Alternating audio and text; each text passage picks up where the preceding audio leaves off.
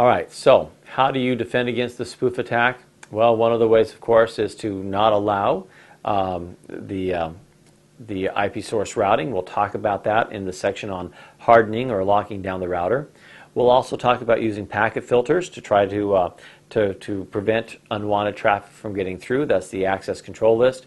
And as I got through saying that even though it's great that they redirected it as a hacker, great for them, and they're watching your packets, if you have an encrypted session, then unless they somehow fool you into encrypting it with them and they can decrypt and send it on its way, they can't read the traffic because it's an encrypted session through their device, and so whatever they get would be worthless. So what you're going to see as a very common solution: encryption, encryption, encryption. And it probably makes sense as you move into IP6 and we see that all host-to-host communication will now be encrypted as a standard. That makes sense because we're trying to eliminate the numbers of attacks of people intercepting information. Well, one of the different or many different types of attacks that we've talked about is one that's a man in the middle. And we'll look at some of the ways that we can try to disable these attacks from our security at layer 2. We'll see that in some of the upcoming modules, but just to give you the idea of what can occur if you have an unscrupulous employee that has access to your local network. So I have access to our local network. I've downloaded Kane-Enable. It's available at oxid.it. I figure I'd give you the name of the website because you'll Google it anyway. So under the Network tab, what I'm going to do is first pick which adapter card I want to use on my PC. And so I've chosen one that's got a local address. And then what I'm going to basically do is click on the Start Stop Sniffer. That means I'm now passively sniffing to any packet that comes into my network. And then with the plus sign, I'm going to go out here and let's see, sniffer. Under the sniffer, I'm going to click on the plus sign. I'm going to have it scan for all of the PCs or anything with an IP address that is on this network. So just like that, you can see that I was quickly able to grab any of these PCs that are out there. Now if I go back to network, of course Microsoft has its ability to allow you to basically broadcast information, but hey, that's not our concern. We're going to stick here at layers 2 and layer 3.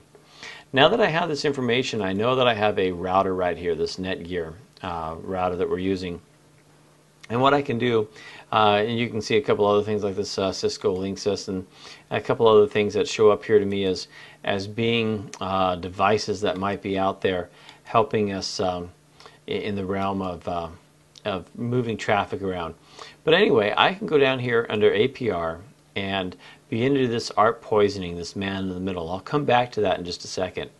I can also go out there and have this thing monitoring and listening for routing protocols and gather routing information that I learn from any of the items that are out there. So again, this is just a great way of being able to go out here and just monitor your networks. As I'm listening to traffic, if I pick up any passwords, it'll just scrape those right off as any sniffer would and give me that capability. I can also intercede between two phone calls and basically eavesdrop on any voice over IP traffic that I might be able to get, especially if I can start doing some VLAN hopping. So back to the hosts, I'm just showing you some of the things that this little tool can do for you without much skill. When it comes to the APR part of this, the APR, the poisoning and the ARP cache poisoning, is basically going to send gratuitous ARPs out to all of the switches or to all of the PCs that I list here. And so really what I want to do is I want to poison the traffic between this address, the router, the main gateway, and I'm just going to arbitrarily pick any one of these other hosts. And so now that this is set up, basically what's going to happen is I will send a gratuitous ARP to the host at set.34 and tell them, hey look, your router has a new MAC address. I'll go to the router and tell it, hey look, your host 1.34 has a new MAC address.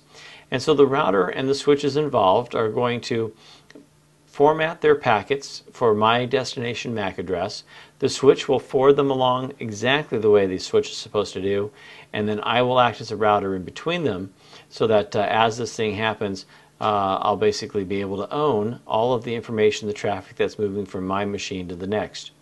So again, all I'd have to do at this point is click on this, this start stop APR, but if I did that, then I would be actually intercepting people's traffic from within the network where our facilities are located, and I would be grabbing information without permission, and so that would be something that we certainly don't want to do. Now I'm going to go ahead and remove that off the list, so I'm not going to actually run it. It would be nice if I could actually do that same kind of man in the middle against my address that ends in 13, but you'll notice that one of the things that happens is it doesn't consider you as a part of the victim list. But that's okay. Let's just take a look at some of the stuff that it does do. I've got the sniffer running right now, and as I said, if I come down here into passwords, if I could have routed traffic through me, if I would have done it, then it would have picked up a lot of this traffic of the password. So what I'm going to do is I'm just going to open up this read notify site, and I set it up with a very easy password that will not be there by the time you watch this video. So I've set it up with a password of password. This is a program that you can use to verify if somebody's received your email. I'm going to sign in, come down here to the passwords tab, and right here under HTTP you can see that all of the passwords of anything that I've set up here, and even a couple others that I didn't put in there, but there's my KLM Systems login with my password of password for that read notify site. So it's just showing you how easy it is, had I run the man in the middle, that I could be grabbing this information. We'll do a telnet session. We've been doing some telnets to some addresses out. Oh, no, that didn't work out very well. Let's try that again. To some of our lab equipment. So let me just see if we can open that telnet session and paste that in, make our connection, and again log in, but this time I'm not going to tell you the password I'm sending. Unauthorized access, and oh, I didn't get the telnet session there to show up under the passwords like I had hoped. Let's see if I'm going to have to actually log in correctly. So